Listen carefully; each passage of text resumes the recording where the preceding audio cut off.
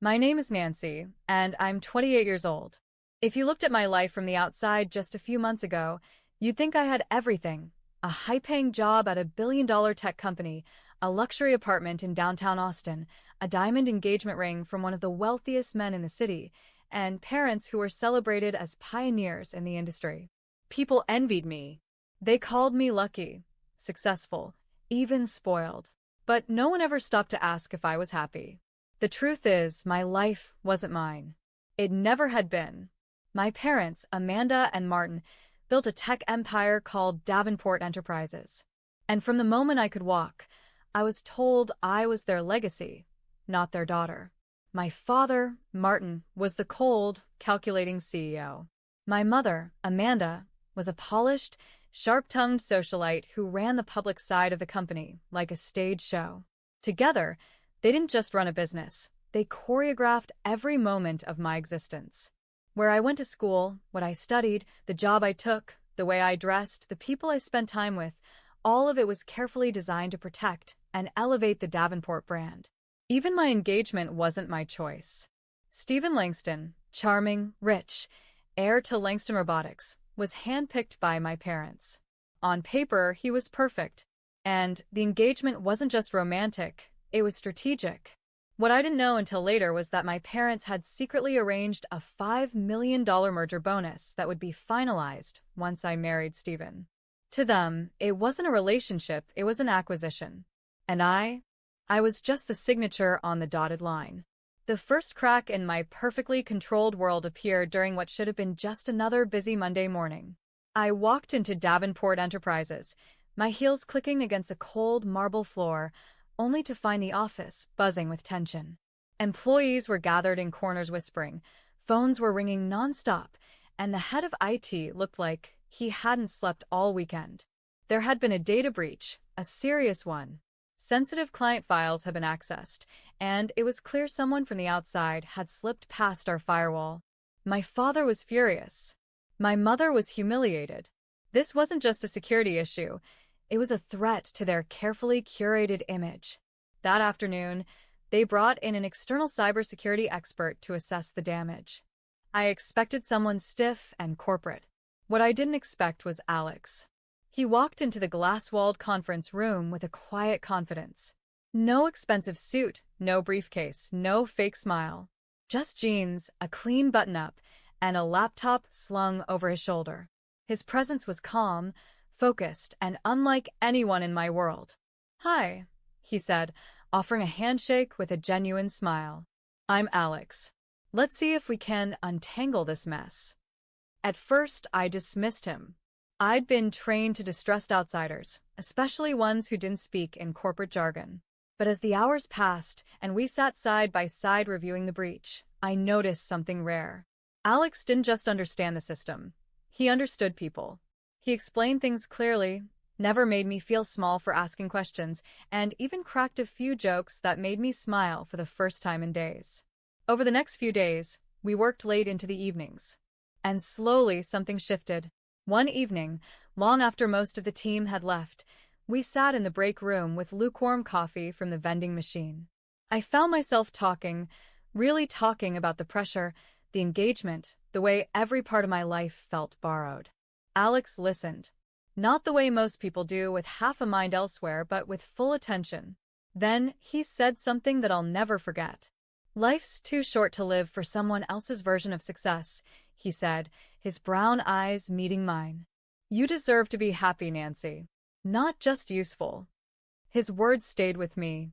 Long after he left that night. Long after the breach was resolved. They echoed in my head every time I looked at my engagement ring. I had spent my whole life being useful. But maybe, just maybe, it was time to choose happiness. After the breach was resolved, Alex and I kept in touch. A few texts here, a coffee there. He had no agenda, no strings attached, and yet every interaction felt like fresh air after years of suffocation. I began to realize how different he was from Stephen.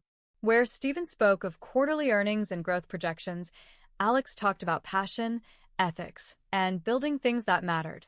But my parents noticed the shift in me. They could sense my hesitation about the engagement, and it didn't take long before their concerns turned into warnings.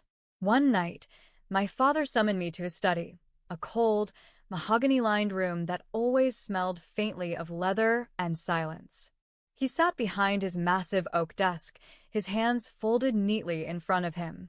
"Sit," he said firmly, not looking up from the document in front of him. I sat.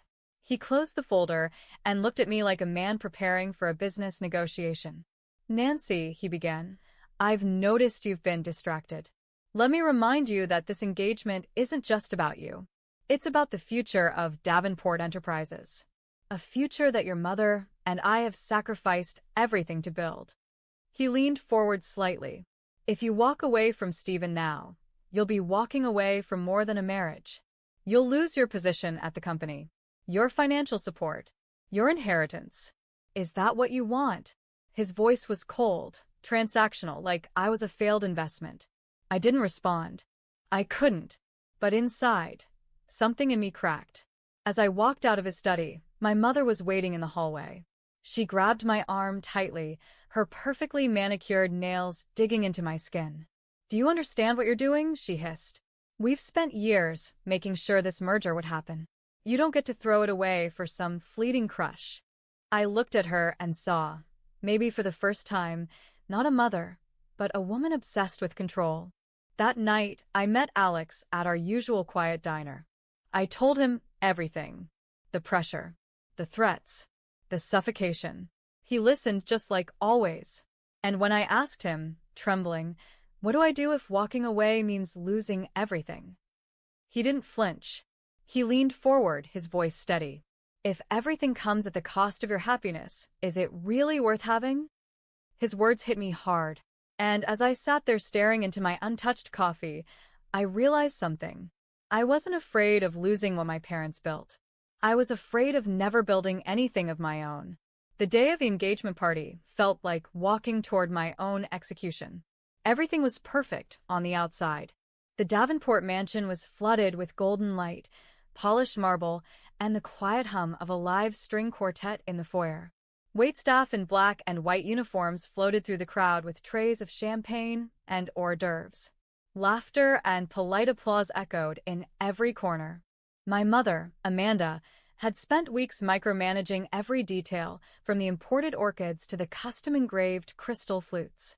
My father, Martin, worked behind the scenes, shaking hands with investors and key board members, treating the night like a press release in disguise. They weren't celebrating love. They were sealing a deal. And I was the signature. As I stood at the top of the grand staircase, wearing the gown my mother had chosen, I felt like a mannequin on display. Stephen stood waiting for me at the bottom, smiling in his tailored tux like he was already posing for Forbes. "You look beautiful, Nancy," he said as I reached him, offering his arm. "Thanks," I replied, voice hollow. As the evening went on, I was paraded around like a trophy. My mother introduced me to old friends, business partners, even a senator's wife. Every time someone toasted to the perfect union, my stomach turned. I couldn't breathe. I couldn't think. And then it happened. As my father took the microphone to begin the official toast, his voice echoed across the marble hall. "Ladies and gentlemen, thank you for joining us to celebrate not just a couple, but a future. One built on shared vision, strength, and legacy." I heard the words. I felt the room spinning. And suddenly, I knew I couldn't go through with it. Not one more second. I took a step forward and raised my voice, louder than I'd ever dare to speak in front of them. "I can't do this." The room fell silent. Heads turned. Champagne flutes froze in midair. "I'm calling off the engagement," I said clearly, my hands shaking. Stephen's smile dropped. My parents froze. I saw it happen in slow motion, the realization in their eyes that I wasn't just breaking off a relationship. I was breaking the script, and they were about to lose control. The moment the words left my mouth, it was like I had detonated a bomb in the center of the room. I could feel the shock ripple through the crowd.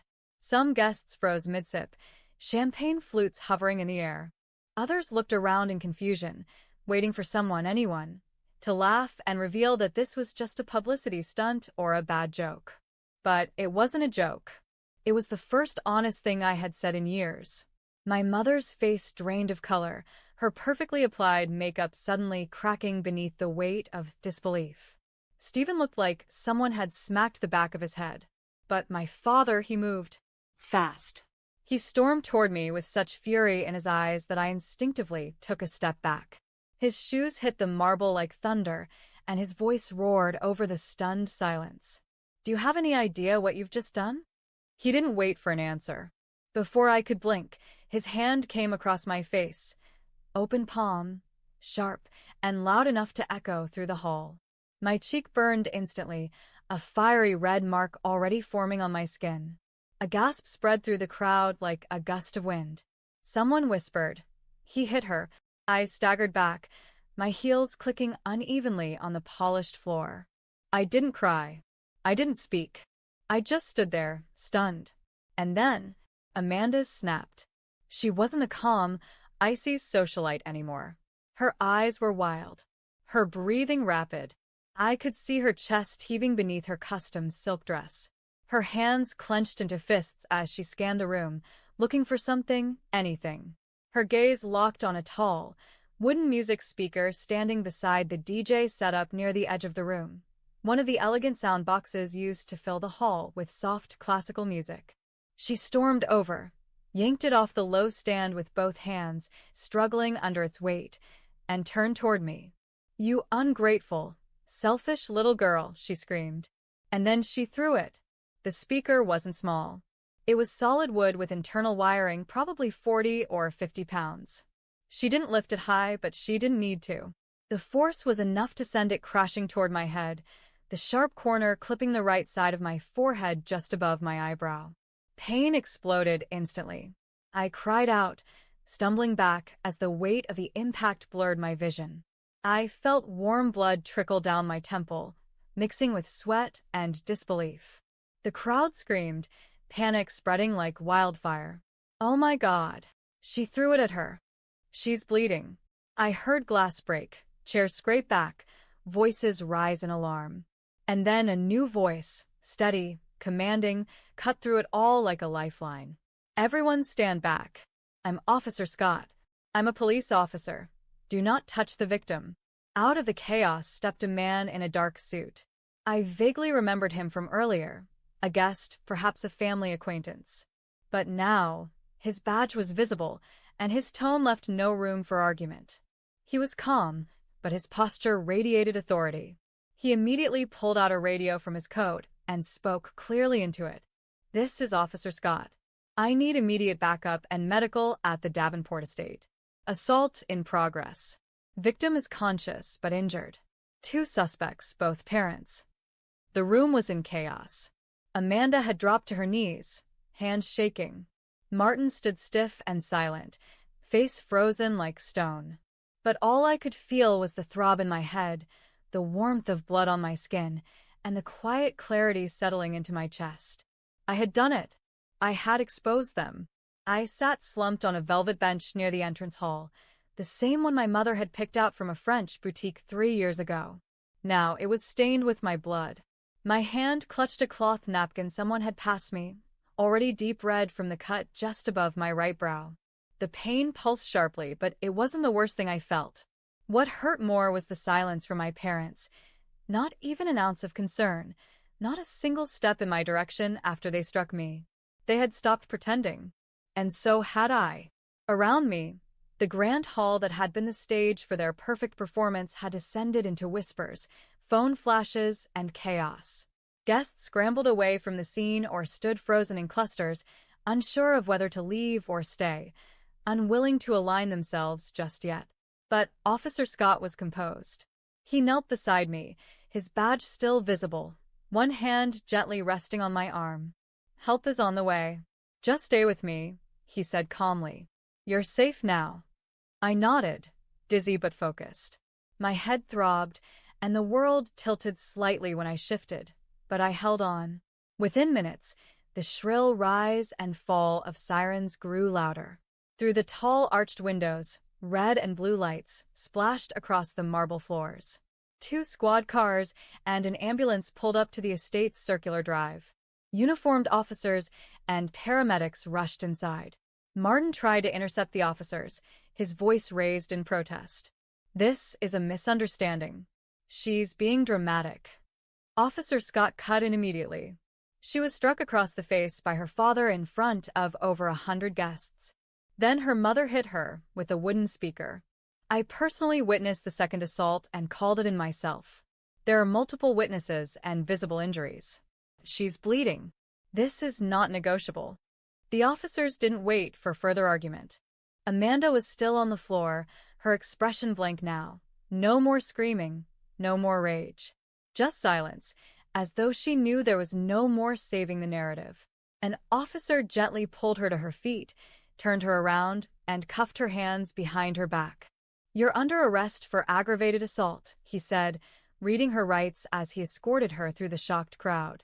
A second officer turned to Martin. "You're also under arrest, sir, for domestic assault." Martin's face didn't move. Not a single twitch.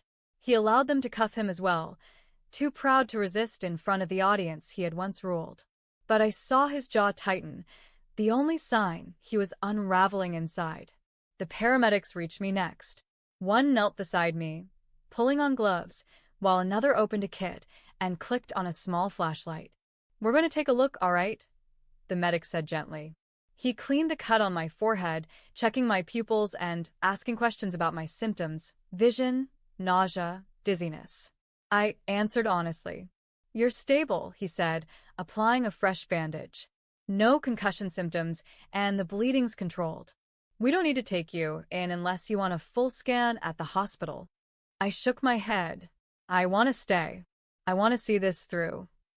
He gave me a small nod of respect. As they helped me to my feet, I looked around the room, at the familiar walls, the chandeliers, the people who once smiled at me like I was royalty. Now, they stared like I was a stranger. I didn't mind. Officer Scott approached one last time. "We'll write up a full incident report. You should also contact a lawyer.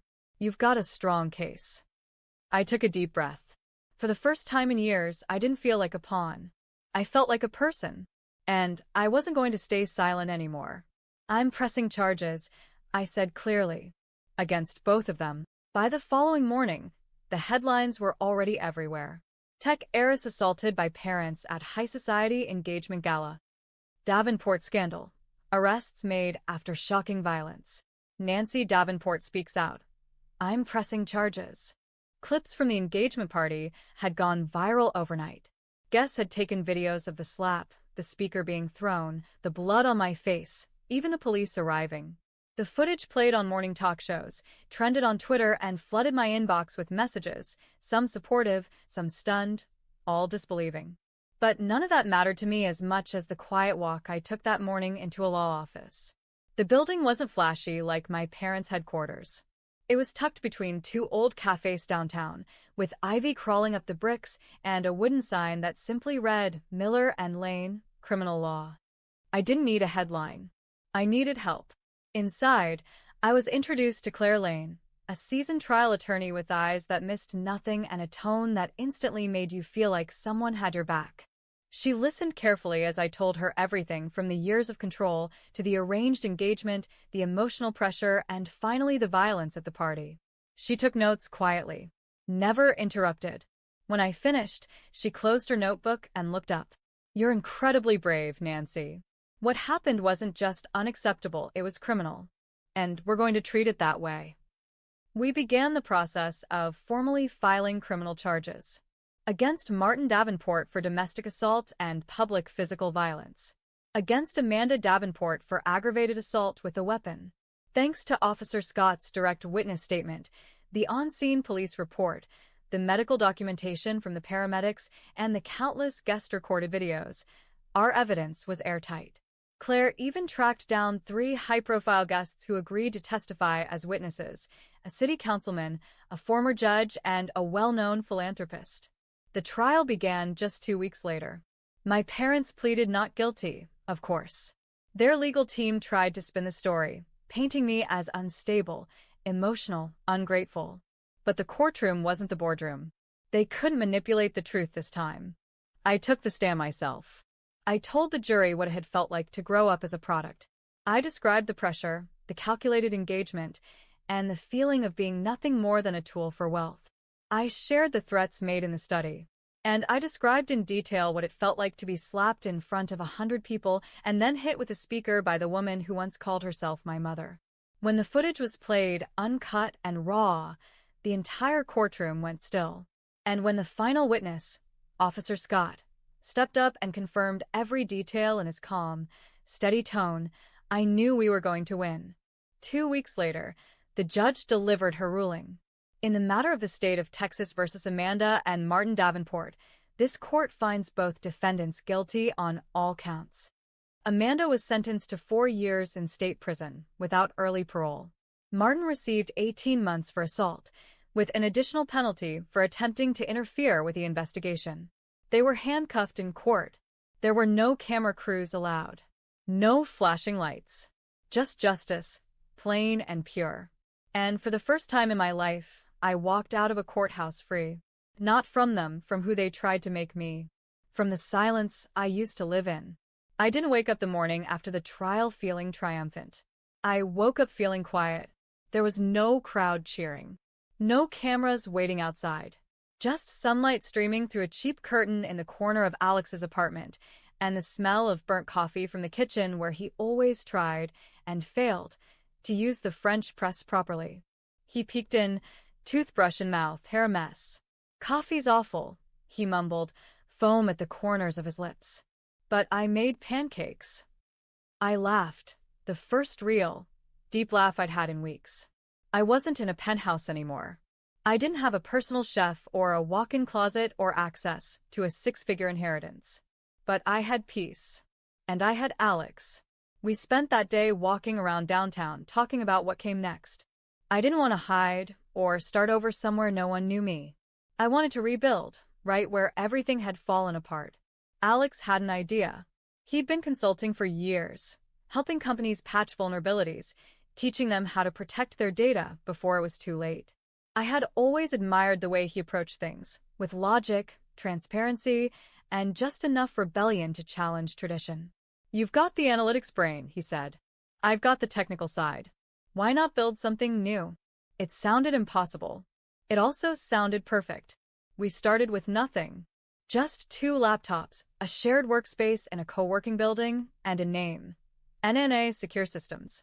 Our motto was simple. Real security. Real people. Real integrity. While other firms focused on flashy AI and impenetrable paywalls, we built relationships. We showed up. We explained every step of the process. We didn't hide behind buzzwords or brands. Clients noticed. The first ones came from word of mouth, a small nonprofit, a startup in need of a secure platform, a local hospital worried about ransomware. Then came the press. Not for drama this time, but for innovation. We were featured in a cybersecurity journal for our open access policy on transparency reporting. A tech blogger called us the most human company in an industry built on code. And in the middle of all that growth, we were falling in love. Not the dramatic kind, not the movie scene rush, but the slow, steady kind. The kind that's built on showing up at 2 a.m. with a USB stick and pizza. The kind where someone remembers your coffee order and takes the call when you're too nervous to speak. The kind where silence between 2 people doesn't feel empty. It feels like understanding. We celebrated our first real milestone, signing a major contract with a national logistics firm, with grocery store cake and cheap champagne on the rooftop of our building. I stood there with a paper plate in my hand, laughing at something Alex said, and for the first time in my adult life, I didn't feel owned or watched or controlled. I felt free. We kept working. We kept growing. And somewhere between a software rollout and a business expo, Alex and I looked at each other and realized we didn't want to keep building just a business. We wanted to build a life. We didn't plan a big wedding. After everything I'd walked away from, the last thing I wanted was another audience, another stage, another ceremony designed for press releases instead of promises. So we did it our way. On a Saturday morning in early spring, Alex and I stood in the garden of a small historic chapel just outside Austin, surrounded by trees, our closest friends, and not a single photographer. The air smelled like fresh earth and lilacs. A soft breeze moved through the grass as we held hands, our vows scribbled in our own handwriting on mismatched index cards. Alex looked at me like I was the only person on the planet. "You weren't built for anyone else's mold, Nancy," he said, voice steady. "You were born to break it. And I've never loved anything more than watching you become yourself. I barely got through mine without crying. With you, I'm not useful. I'm not a legacy. I'm just enough." We kissed under a wooden arch strung with wildflowers and fairy lights. The guests, barely 20 in total, clapped and cheered as if there were thousands. My heart felt full in a way it never had before. Our honeymoon wasn't in Paris or Santorini. We spent 3 days in a lakeside cabin with no cell service, eating cereal from the box and watching old movies. It was perfect. We came back recharged, focused, and even more in sync. But life had one more surprise waiting. A few weeks later, I stood in the bathroom staring at a little white stick with 2 pink lines. I didn't say anything right away. I just sat down slowly on the edge of the tub, hand on my stomach, breath caught somewhere between joy and disbelief. When I finally told Alex, he froze. Then he smiled, not big, not loud, but the kind of smile that says everything just changed. "We're having a baby," he whispered, falling to his knees and placing his hand on my belly. "You and me. We're going to do this our way." The pregnancy wasn't easy. I was tired all the time. My back ached. I cried over commercials and couldn't smell coffee without gagging. But every discomfort was matched by a quiet, steady joy. We talked about names. We read parenting blogs. We painted the nursery pale sage and filled it with soft blankets, calming music, and books we'd once loved as kids. And Alex? He was a rock. He rubbed my feet on long work nights. He came to every doctor's appointment. He left sticky notes on the fridge that said things like, "You are literally making a human. You're amazing." We tracked the pregnancy week by week. Month 4, she kicked for the first time, just a flutter. Month 7, Alex built the crib by hand. Month 9, I stood in the nursery doorway, hand on my rounded belly, and felt the deepest sense of peace I'd ever known. And finally, right on time, she arrived. Our daughter. Nora. 7 pounds, 11 ounces. Dark curls. My nose. Alex's dimples. The first time they placed her in my arms, I cried, not just because of the overwhelming love, but because of the weight that lifted off my shoulders in that moment. The generational pressure. The shame. The trauma. It stopped with me. Nora would grow up never having to earn love. She would never be told to smile to save someone's image. She would grow up knowing that her worth wasn't in what she achieved, but in who she already was. Sometimes, in the still hours of the night, I find myself standing by Nora's crib. She sleeps with her tiny fist curled near her cheek, her breathing soft and steady, her eyelashes fluttering against skin that hasn't yet been touched by cruelty or expectation. The glow of the night light warms the room, casting soft shadows on the wall where a wooden plaque reads, "You are already enough." It's not just for her. It's for me too. There was a time when I thought love had to be earned. That success came only from obedience. That being valuable meant being silent, sculpted, and strategic. That my feelings were flaws, my dreams distractions, my voice a danger to the empire that bore me. But that girl? She's gone. And in her place is someone I finally recognize. I'm Nancy. Not Davenport, not a brand, not a pawn in someone else's story. Just Nancy. A woman who stood in front of the people who raised her and said, "No more." A woman who built something meaningful from the ground up. A woman who chose love, not just romance, but the kind that sees, supports, and stays. A woman who carried her past, honored her pain, and gave birth to peace. My parents never reached out after the sentencing. There were rumors, failed attempts to appeal, some hollow statements through lawyers. I never responded. I didn't need revenge. I had already won. My victory wasn't in watching them fall. It was in choosing to rise differently. Alex and I continue to grow our company. We've expanded, hired a small team, launched an outreach program to help women in tech who've been silenced or overlooked. It's one of the proudest parts of our work. But our proudest part? She's asleep down the hallway, her favorite stuffed elephant tucked under her arm. And every time I hold her, I know. The cycle ended with me. Nora will never grow up afraid to speak. She'll never wonder if her worth is tied to her usefulness. She'll never be treated like an investment. She'll grow up knowing what real love looks like, what real freedom feels like. And one day, when she asks about our story, I'll tell her the truth. Not the pretty version, the real one. About how I found my voice by losing everything. About how falling apart gave me a chance to build something better. About how, in a room full of people watching me break the script, I chose to become the author of my own life. And how that choice saved me. If this story touched your heart, please don't forget to like the video, leave a comment sharing your thoughts, and subscribe to the channel for more real, powerful stories like this one. Your support means the world to us. Thank you for watching.